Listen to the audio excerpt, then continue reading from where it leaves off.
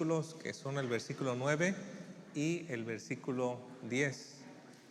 A través de estas partes o de estos pasajes, de este pasaje vamos a estar viendo las instrucciones que se dan para los siervos. Entonces, vamos ahí a Tito, capítulo 2, versículos 9 al 10. Y una vez que lo encuentre, quiero pedirle de favor, si puede ponerse de pie, mientras doy lectura, si por favor me sigue con su vista ahí en la escritura.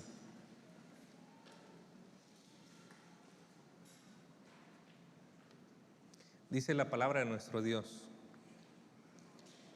exhorta a los siervos a que se sujeten a sus amos, que agraden en todo, que no sean respondones, no defraudando, sino mostrándose fieles en todo, para que en todo adornen la doctrina de Dios nuestro Salvador.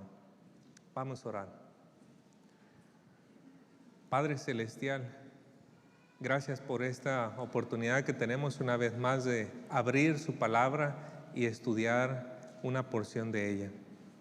Señor, queremos que usted nos dé este alimento espiritual y para ello pedimos, Señor, que su Espíritu Santo nos ayude a tener la disposición humilde para escuchar, para recibir la buena semilla de la palabra. Señor, que usted nos ayude también a que podamos pensar en el trabajo como un campo para sembrar, para trabajar, y que el poder glorificarle no se limita a estas cuatro paredes, sino que podamos hacerlo a través de una conducta apropiada en nuestros lugares de trabajo. Por favor, Señor, denos la sabiduría para que cada uno de nosotros sepa cómo aplicar específicamente estos versículos a nuestra vida, a nuestra situación, y que todo esto, Señor, traiga gloria, que podamos adornar hermosa y bellamente la doctrina suya, Señor, de nuestro Dios Salvador Jesucristo. Por favor, guíenos, Señor, se lo pedimos en el nombre de Cristo Jesús. Amén. ¿Pueden tomar su lugar? Si usted recuerda, a lo largo de las predicaciones hemos estado insistiendo que el punto principal de la carta del apóstol Pablo a Tito es corregir a una iglesia que fue afectada por las falsas enseñanzas de falsos maestros, pero también encaminar a una iglesia para que viva a la altura o de acuerdo con el llamado que se le dio. Y es que la iglesia en Creta, donde estaba Tito, estaba experimentando un desorden interno y con ello estaba perdiendo su impacto hacia las personas de afuera. Y Pablo comenzó a atacar ese problema primeramente instruyendo que era necesario establecer un liderazgo adecuado, ancianos ahí en ese lugar. Y también ahora en el capítulo 2 nos estamos encontrando con instrucciones específicas para diferentes grupos sociales dentro de la iglesia. Ya vimos el primer grupo social al que Pablo dirigió sus enseñanzas y era acerca de las personas adultos mayores. Ellos tenían un papel clave en la sociedad porque en aquel tiempo los adultos mayores eran los que guiaban o dirigían todo lo que tenía que ver con el gobierno, la cultura, el comercio y la sabiduría en la sociedad. Así que atacar ese blanco era importante para todo lo que podía, las consecuencias positivas que eso podía hacer. Luego vimos que también indirectamente Pablo estaba dando como instrucciones para las madres jóvenes. Y ese también era una parte clave, porque una madre, ¿qué hace sino construir un hogar? Ella es la que ayuda para que se puedan formar esos valores, la paciencia, la resiliencia, la entrega, el amor, la devoción, toda esa parte cálida lo hace la madre, ¿no? La mamá está allí instruyendo y creando, ayudando a la familia, a los hijos, sosteniendo, fortaleciendo el hogar. Y obviamente si tienes hogares fuertes, tienes sociedades fuertes. Así que Pablo también indirectamente dirige algunas enseñanzas para las madres jóvenes. Luego, ya con nuestro hermano Jonathan, la semana pasada, se estuvo hablando de instrucciones acerca de los jóvenes. Y es que los jóvenes, pues son esa vitalidad, son esa fuerza, pero también son el futuro de la iglesia, de los líderes de la iglesia y el futuro también de la sociedad. Así que Pablo también invierte palabras para dirigir hacia los jóvenes. Y ahora la enseñanza tiene que ver con instrucciones para los siervos o los esclavos. Y es que en aquel tiempo los esclavos eran un pilar muy importante dentro de la economía en el Imperio Romano. Podían representar entre el 20 y 30% de la población, y gracias al trabajo de los esclavos se hacían muchas cosas. Ahora, diferente como nosotros lo pensamos, había esclavos que podían hacer trabajos manuales y había esclavos muy especializados que podían ser músicos, maestros o hasta doctores. Entonces, es un poquito diferente a lo que hoy podríamos pensar. Pero con estas instrucciones que Pablo estaba dando para la iglesia, él estaba encarrilando a la iglesia a cumplir ese propósito que Dios le ha dado a la iglesia. ¿Y cuál es ese propósito? Bueno, aunque lo vamos a ver en los versículos más adelante, pero podemos pensar en lo que el apóstol Pedro también escribió. El apóstol Pedro escribió estas palabras y dijo: mas vosotros sois linaje escogido, real sacerdocio, nación santa, pueblo adquirido por Dios. ¿Con qué propósito? Para anunciar o para que anunciéis las virtudes de aquel que os llamó de las tinieblas a su luz admirable. Y a mí no me deja de sorprender la sabiduría con la que Dios guió al apóstol Pablo para saber qué botones en específico tenía que picar, o vamos a decir, qué instrucciones tenía que dar a la iglesia para que pudiera corregirse y pudiera encaminarse. Me parece algo sorprendente. Y esas directrices han quedado para nosotros, hermanos. ¿Para qué? Para que nosotros con esperanza podamos ser también una iglesia que tenga un impacto hacia afuera. Y aquí déjenme decir esto de manera muy clara, y creo que también va a aparecer en pantalla. La iglesia debe ser el epicentro del poder, la gracia y amor de Dios que se debe extender hacia el mundo. Usted sabe, cuando viene un temblor, no hay un temblor, ese punto donde se origina y sale hacia la superficie se le conoce como el epicentro. Y ya todo lo demás que empieza así a moverse alrededor, pues es como se extiende. Pero tiene que comenzar allí. Y así también tiene que comenzar en la iglesia. Ese poder de Dios, esa gracia y ese amor tiene que estar sucediendo en nosotros para que eso se extienda a los demás hacia afuera. Y con este propósito se comparten las instrucciones acerca de los siervos en este tiempo. Ahora, quiero aclarar que hay una distancia entre cómo era la esclavitud en aquel tiempo y cómo es un empleado en el tiempo presente. O sea, sí hay una diferencia, ¿no? En el día de hoy no vivimos como esclavos del primer siglo. Hay diferencias, pero también hay muchos puntos en común que nos van a decir cómo podemos extraer esas instrucciones para el tiempo presente. Y digo esto porque también corro el riesgo de que usted en su mente dice: pastor, es que usted no conoce a mi jefe, no conoce a mi patrón, no conoce la empresa donde trabajo, no sabe cómo es, pastor. Y pues esto aplica para otra gente que tiene una vida más simple, más sencilla, no para mí. Estoy en una institución, estoy en esto y es muy complejo. Bueno, hermanos, sí, seguramente es complejo, pero Dios nos ha dado una brújula. No nos ha dado un código, nos ha dado una brújula y el Espíritu Santo para saber qué cosas debemos seguir, qué cosas son las más importantes. Y bueno, hablando de esas cosas, comencemos con la primera. La primera instrucción es sujetarse a sus amos.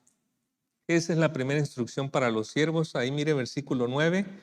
Dice: exhorta a los siervos a que se sujeten a sus amos.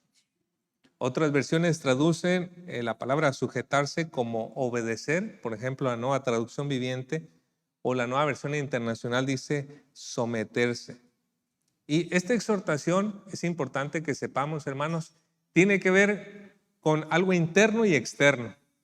Internamente tiene que ser una disposición dócil. Externamente se tiene que evidenciar en la obediencia. Si, por ejemplo, yo obedezco una orden, pero al mismo tiempo dentro de mí estoy bien molesto, enojado y estoy pensando cómo me voy a desquitar y todo eso, Eso no es sujeción, hermanos. Eso no es sujeción. Sujeción es desde adentro y se puede ver hacia afuera. Hermanos, que un hombre o una mujer se pueda debidamente someter a otro es casi un milagro, ¿no es cierto?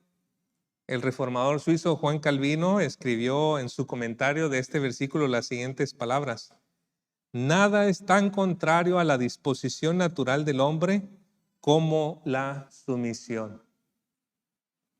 Y es que venimos de fábrica como rebeldes. Así es nuestra configuración predeterminada. Venimos con una rebeldía dentro de nosotros. Y si usted no lo cree, solamente observe de manera bastante simple, desde una edad temprana, cómo son los bebés. Ellos quieren hacer lo que quieren hacer y van creciendo, y simplemente lo que vamos haciendo es que o vamos aprendiendo obediencia o nos vamos volviendo más astutos. Pero es algo con lo que venimos desde el comienzo. De no ser porque en el día de hoy existen autoridades, leyes, consecuencias, hermanos, estaríamos sumidos en un caos. Ahora bien, no hay nada honorable en someterse por la coerción o por el temor a las consecuencias, porque tiene que ser algo más profundo. Cuando Cristo reine, cuando Él venga, se nos dice que habrá personas que se van a someter a Él. Pero, o bueno, todos se van a someter, pero no todos se van a someter por amor. En el Salmo 66:3 nos dice: decida Dios cuán portentosas son tus obras. Por la grandeza de tu poder, tus enemigos fingirán obedecerte. O tus enemigos se sujetarán, se someterán. Dios no quiere ese tipo de sumisión de nosotros, hermanos. Dios no busca ese tipo de obediencia de nuestra parte, por miedo a las consecuencias, por miedo a que Dios vaya a hacer algún juicio sobre nosotros. No. Y tampoco el apóstol Pablo le está escribiendo a los siervos que se deben de sujetar en esa misma manera. Y aquí quiero decir algo importante, hermanos. Si la única sumisión u obediencia que un trabajador tiene para su jefe o patrón es por temor a perder beneficios o por castigos, se está quebrantando el espíritu de la exhortación. ¿Cuál es entonces la sujeción que se está pidiendo aquí? Es ante todo, hermanos, una sujeción libre, amorosa y reverente a Dios. Y eso está implícito en la exhortación. Porque mire, los siervos, antes de someterse a sus amos, tenían que someterse a Dios que les estaba dando la instrucción. Hay una cadena de mando. Es Dios primero, y porque Dios me manda a someterme, voy a someterme. Pero mi primera autoridad, entonces, es Dios. En otro pasaje, el apóstol Pablo lo deja muy claro. En Colosenses 3:22 al 24 dice: siervos, obedeced en todo a vuestros amos en la tierra, no para ser vistos como los que quieren agradar a los hombres, sino con sinceridad de corazón. Y luego, mire, note aquí, temiendo al Señor. Luego el versículo 23, y todo lo que hagáis, o sea, para los amos, todo lo que están haciendo, hacerlo de corazón. Y luego dice, como para el Señor y no para los hombres. Y luego sigue diciendo el 24, sabiendo que del Señor recibiréis la recompensa de la herencia. Y subrayo aquí también, es a Cristo el Señor a quien servís. Así que cuando nos sujetamos a nuestros jefes, patrones, a quien primeramente buscamos sujetarnos es a Dios. Él es el primero en la cadena de mando. Y después viene el jefe o el patrón. Una cosa más que debe ser dicha en cuanto a la sujeción es que los siervos tienen que sujetarse en todo. La Biblia de la Reina Valera dice en todo en la siguiente frase, pero en el lenguaje original y en la Biblia de las Américas lo pone en esta frase. Ahí podemos ver, por ejemplo, cómo lo tiene la Biblia de las Américas. Dice, exhorta a los siervos a que se sujeten a sus amos en todo. Y ese en todo es importante, hermanos, porque se debe de entender que se debe obedecer completamente a la orden dada. Cuando un trabajador hace su trabajo de manera incompleta o de manera negligente, allí no se está cumpliendo. Y obviamente pues el jefe se frustra, ¿verdad? Este hombre dejó otra vez las cosas a la mitad. Los compañeros se frustran porque entonces ellos tienen que hacer el trabajo de aquel que hizo las cosas de manera incompleta. Bueno, un sinfín de problemas. Aquí se exhorta a hacer las cosas completamente. Se te dio esta tarea, hazla completamente en todo. Y dice Proverbios 18:9. También el que es negligente en su trabajo es hermano del que destruye.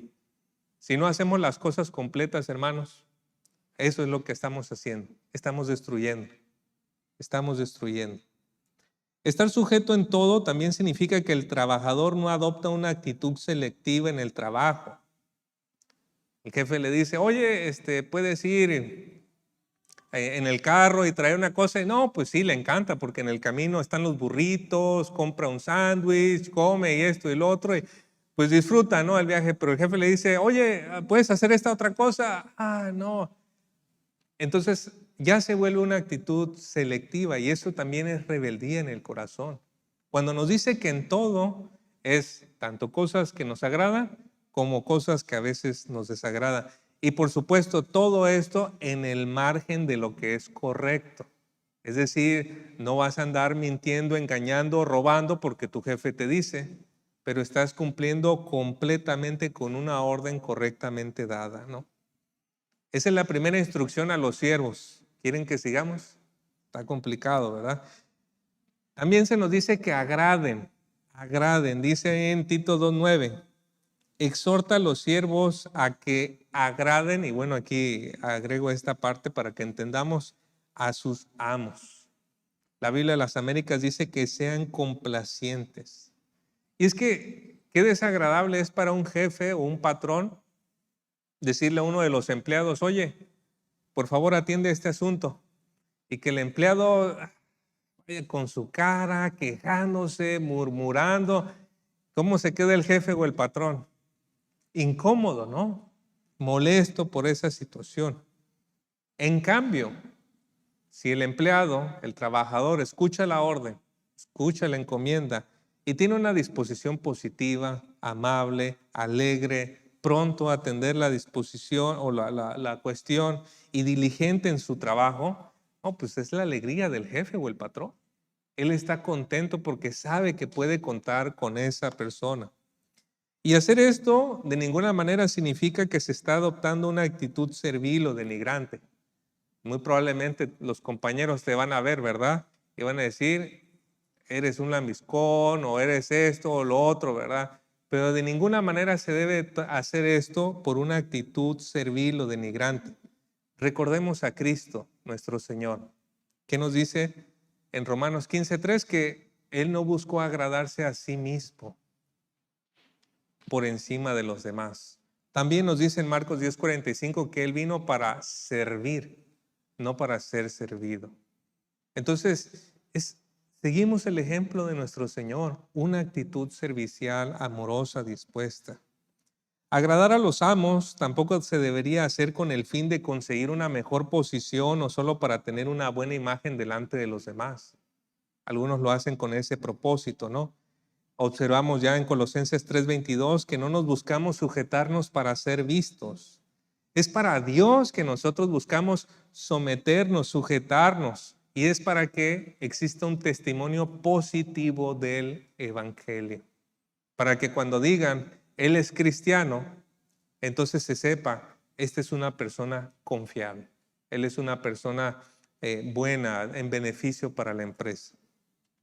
Tercera instrucción que se da es que no sean respondones.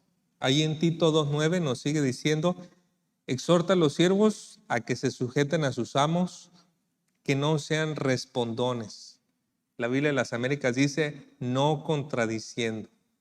Y esto tiene que ver tanto con las palabras como con la actitud.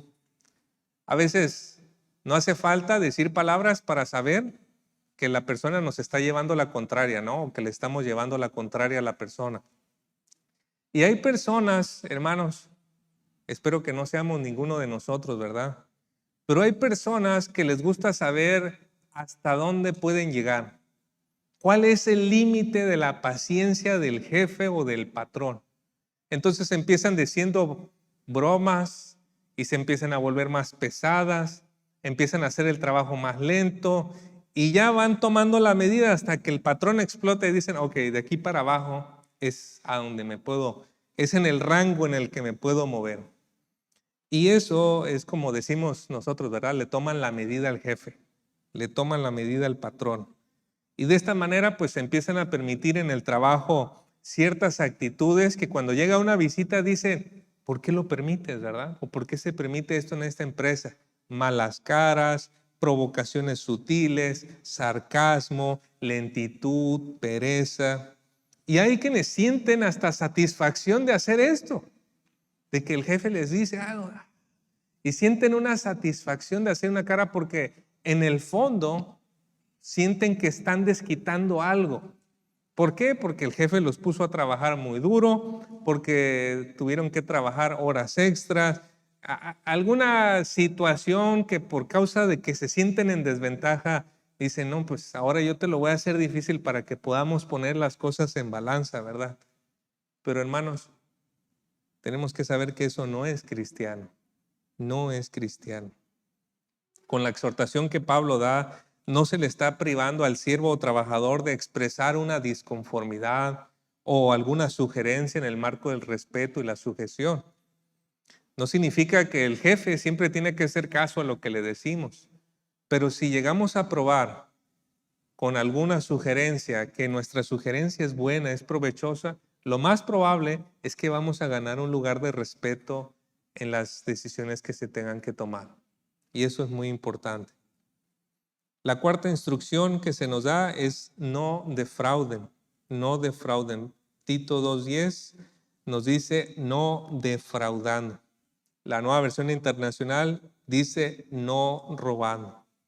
Y es que tanto en la antigüedad como en el presente se ha observado que los trabajadores frecuentemente cometen fraudes y engaños en el trabajo. Tenemos el caso en la Biblia de Onésimo. Onésimo que sale huyendo de Filemón. Y Pablo escribe una carta, dice, si Onésimo te debe algo, ponlo a mi cuenta. Muy probablemente Onésimo, pues ahí se llevó algo, se robó alguna cosa o hizo algún daño en la propiedad de Filemón. Y un trabajador muchas veces puede pensar que tiene derecho a robar o a descansar en horas laborales como también un ajuste de cuentas. Él llega a considerar, por ejemplo, pues me están pagando poquito para todo lo que hago. Lo ponen a trabajar en una manera exigente o en horas extra y él siente pues que hay injusticia ahí y dice, bueno, vamos acomodando la balanza de una manera más equilibrada. Y es ahí cuando él empieza a robar, a tomar, por ejemplo, material, o reportar, nos gastamos, no sé, tantos tornillos cuando en realidad se gastó la mitad. Y pues, ¿qué pasa? Se agarra la mitad de los tornillos. No, pues que hicimos 10 horas de trabajo, ¿no? Cuando en realidad fueron 5 y entonces está cobrando lo de 10. Y de esa manera pues empieza como él mismo por sus propias formas a hacer su ajuste de cuentas. Pero hay otra manera más sutil en la que nosotros podemos robar o defraudar, hermanos. Y no lo estoy diciendo como sugerencia, sino como algo que a veces llega a suceder, ¿verdad? Pero es cuando no se usan de forma responsable los insumos o los bienes de la empresa. Cuando se usan para un beneficio personal sin que se le haya dado el permiso adecuado. Hay cosas muy simples, ¿no? Salen todos de la oficina para el tiempo de la comida y dejan los aires encendidos. No hay nadie, pero está como un congelador el lugar por 1 hora. ¿Y qué es lo que está en la mentalidad del empleado? Pues ellos ganan un montón de dinero. Mira, entonces, ¿qué necesidad hay de que nosotros nos esforcemos por hacerle un ahorro a la empresa, no? Otra cosa también muy simple, ¿no? Se acaba el café y la cafetera ahí sigue prendida y nadie la paga. ¿Por qué? Porque al final del día, pues, no les cuesta a ellos. Y tristemente, hermanos, son ese tipo de pequeñas cositas en las que en la mentalidad del trabajador existe, al cabo que a la empresa le va bien, no me paga mucho, no me paga suficiente, entonces hago ajuste de cuentas. Nosotros, como cristianos, tenemos que recordar que el trabajo es el medio más común provisto por Dios para nuestro sustento. Es de Dios que tenemos el trabajo. Ya sea que sembremos o ya sea que estemos en una computadora haciendo un código, ese es el medio que Dios provee para traer el pan a nuestra mesa. Y tenemos que ser agradecidos por el medio que Dios ha provisto. Pero ser agradecidos, hermanos, no significa conformismo. Es decir, tal vez usted estudió una maestría en alguna cosa y usted aspira a un puesto importante, pero ahorita le está tocando hacer esta parte de aquí. Sea agradecido con eso, no hasta que esté allá. Sea agradecido con lo que Dios le ha dado en este punto. Y si puede aspirar a continuar en esa búsqueda, pues adelante, siga, pero siempre con gratitud. No olvide, hermano, todo trabajo es penoso. Nuestro Dios nos dijo en Génesis 3:19, con el sudor de tu rostro comerás el pan. Así que no existe ese trabajo que, no, bien sencillito, así, mira, toda la calma y todo trabajo va a exigir un esfuerzo mental, un esfuerzo físico. Entonces tenemos que entender, vamos a conseguir el pan con el sudor, ¿verdad? Con el esfuerzo. Y bueno, llegamos a la quinta, penúltima instrucción. Nos dice que se muestren fieles.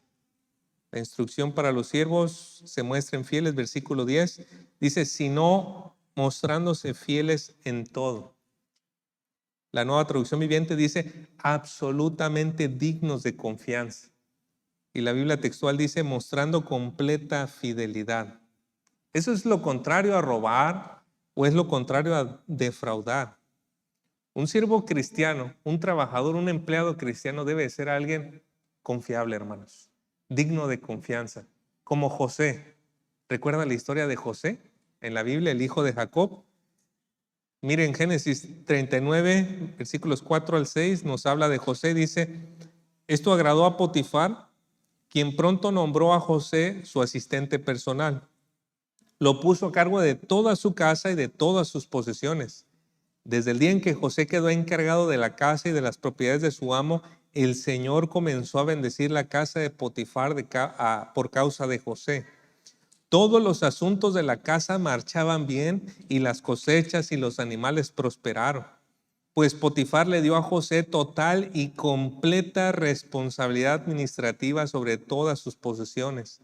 Con José a cargo, Potifar no se preocupaba por nada, excepto qué iba a comer. O sea, nada más faltaba que José le pusiera la comida en la boca, ¿verdad? Pero José, y bueno, este ya es un punto y aparte, ¿verdad? José era un joven muy apuesto y bien fornido, ¿verdad? A las hermanas que se quieren casar, ahí está, ¿verdad? Un hombre que hay que buscar. Pero observemos, hermanos, José, alguien tan confiable, que su amo podía saber, este hombre tiene la bendición de Dios. Ni Midas, ¿verdad? Convirtiendo todo en oro, ¿verdad? José es un hombre que Dios está con él. Un hombre que hace sabiduría, vive con sabiduría, que es confiable. Observemos en nuestro texto que se da la instrucción para que los siervos sean fieles en todo, hermanos. Ahí en Tito 2:10 dice, sino mostrándose fieles en todo. Y es que, ¿a poco no sucede, hermanos, que hay gente que es muy puntual en el trabajo, que trabaja muy rápido, es muy eficiente, pero que es muy chismosa? Entonces, sí es bueno, sí, pero no es fiel en todo. No le puedes encargar todo porque sabes que tiene un gran detalle que entonces rompe con el orden, que rompe con el bien. Entonces se puede ser fiel en dar resultados, pero ser infiel en la cultura y el espíritu de la buena convivencia de la empresa. Los patrones que verdaderamente cuidan sus empresas y esto porque yo he platicado con algunos aquí, es que buscan personas dignas de confianza en los resultados y en la cultura de la empresa. Tales personas que son así pueden aspirar a posiciones de mayor responsabilidad. Proverbios ya lo viene diciendo en 12:24. La mano de los diligentes gobernará, pero la indolencia será sujeta a trabajos forzados. Y aquí, hermanos, yo quiero nada más como decir algún punto de sabiduría. Tenga cuidado de no hablar de más. Hay personas que se echan muchas flores, hablan de cuán hábiles son, de cuán confiables son, de cuán buenos son en lo que hacen, pero ya en la práctica no es así. Y eso sucede muy a menudo. Yo de hecho tengo un principio al respecto. Cuanto más una persona tiene que hablar bien de sí misma, tanto más se aleja de la verdad. En la confianza es la conducta lo que importa, no las palabras. Y bueno, eso viene atestiguado por Proverbios 26. Dice, muchos proclaman sus propias bondades, pero un hombre de fiar, ¿quién lo hallará? Entonces, hermanos, tal vez usted que tiene una empresa o algo y alguien dice, no, es que yo tengo mi licenciatura, mi maestría, 40 años de experiencia, esto y el otro, así. Usted debe saber, esta persona se está alejando más y más de lo que sencillamente tiene que comunicar. Usted tiene que verlo en la conducta, ¿no? Es lo importante. Y la sexta cosa, hermanos, acerca de los siervos es que adornen la doctrina de Dios. Termina diciendo el versículo 10. Para que en todo adornen la doctrina de Dios, nuestro Salvador. Me gusta cómo lo traduce también la Nueva Traducción Viviente. Dice, entonces harán que la enseñanza acerca de Dios nuestro Salvador sea atractiva en todos los sentidos. Y aquí encontré una frase que me gustó mucho, hermanos, se las quiero compartir. Es una frase, alguien puso esto, Dios se digna de que su doctrina sea adornada por esclavos, los que no son considerados por el mundo como mejores que las bestias de carga. Me sorprende cómo Dios pone de cabeza los valores del mundo, ¿verdad? Porque en lugar de usar a los sabios, a los inteligentes para mostrar quién es Dios, Él usa a la gente más humilde en aquel tiempo para adornar, para mostrar la belleza de quién es Él. Y así ha sido, porque usted puede pensar en la cruz. La cruz, ese instrumento horrible de tortura, humillante, vergonzoso, y Dios lo convirtió ¿en qué? En una señal de su poder, de su gracia, de su amor y de su salvación para nosotros los pecadores. Así que Dios pone las cosas de cabeza. Y hermanos, esto es importante. Muchas personas van a rechazarnos una invitación a la iglesia. Pero ¿sabe qué? Eso no significa que la iglesia no puede ir a ellos. Nos van a rechazar en el trabajo los amigos. Oye, te invito a la iglesia. Pero usted es una parte de la iglesia ahí en el trabajo. ¿Y cómo va a ir la iglesia? ¿Cómo las personas van a poder conocer a Cristo, la palabra de Dios? ¿Cómo podrán conocer a Dios y al Salvador Jesucristo? Pablo nos ha venido diciendo que es por medio de una conducta cristiana en el trabajo. Ahí versículo 10, para que en todo adornen la doctrina de Dios nuestro Salvador. Ahí enfatizo es una preposición de contenido, que quiere decir, esta es la doctrina acerca de Dios, acerca de Él. Es decir, que a través de nuestra conducta, nosotros mostramos cuán bello, cuán glorioso, cuán perfecto, cuán admirable, cuán creíble es nuestro Dios y nuestro Salvador Jesucristo. Y aquí algo que quiero decir, la persona no cristiana no se va a poner a debatir contigo acerca de si tú estás bien en la doctrina de Dios con una Biblia. Ellos nos juzgan por nuestra conducta. Por la conducta ellos dicen, es verdad. Lo que tú proclamas, lo que tú dices, es verdad. No es con otra Biblia y por eso las acciones sí son importantes. Empiezo a concluir aquí, hermanos. La gente en el mundo empieza a llegar el comienzo de la semana, ¿verdad? Y dicen, es lunes, ¿verdad? Mañana es lunes. Y llega el viernes y dice, es viernes, no, o es sábado, no, ya, por fin. Para muchos el trabajo no es más que un medio para el sustento y para conseguir los objetivos personales. Quieren comprarse su carro, su televisión, su casa y esto, y saben que tienen que tragar un trago amargo cada semana por 5, 6 días, 8 o 10 horas, y tienen que estar allí batallando todo eso.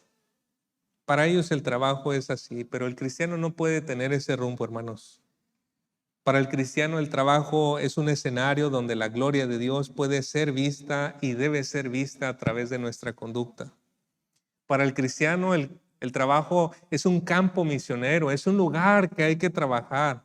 Allí donde hay gente que se queja, que roba, que hace malas caras, que refunfuña, es donde tiene que brillar con más intensidad la gloria de Cristo a través de nuestro comportamiento. Y entiendo, hermanos, que las instrucciones que nos han sido dadas aquí, puede ser que usted diga, la institución en la que trabajo, pastor, es una bola más compleja que esto, ¿verdad? Lo entiendo, hermanos. Pero como dije al principio, Dios nos ha dado una brújula. Una brújula. Y estas cosas son puntos muy importantes a través de los cuales no nos debemos de salir. Y con la ayuda del Espíritu Santo, cada uno de nosotros puede encontrar, así es la institución en la que trabajo, así son las cosas que piden, que hacemos, que tenemos que hacer. Señor, ¿cómo puedo cumplir con tu palabra? Guíame. Y el Señor nos es fiel para poder guiarnos.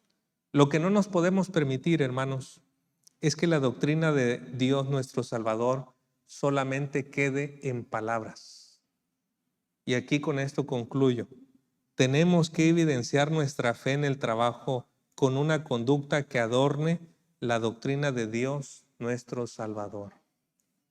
Tenemos que evidenciar nuestra fe en el trabajo con una conducta que adorne la doctrina de Dios nuestro Salvador. Oremos. Gracias, Padre Celestial, por esta instrucción. Ayúdenos, Señor, a que allí donde se necesiten hacer cambios, ajustes, tengamos la fortaleza, la gracia suya para hacerlo, Señor. Y en todo tengamos la motivación correcta. No queremos ser confiables para el orgullo, para la vanagloria. No queremos ser el trabajador del año o el del mes para creer que somos algo. Pero queremos, Señor, que nuestro testimonio, nuestra conducta traiga gloria y adorne la doctrina suya, Señor, y de nuestro Salvador Jesucristo.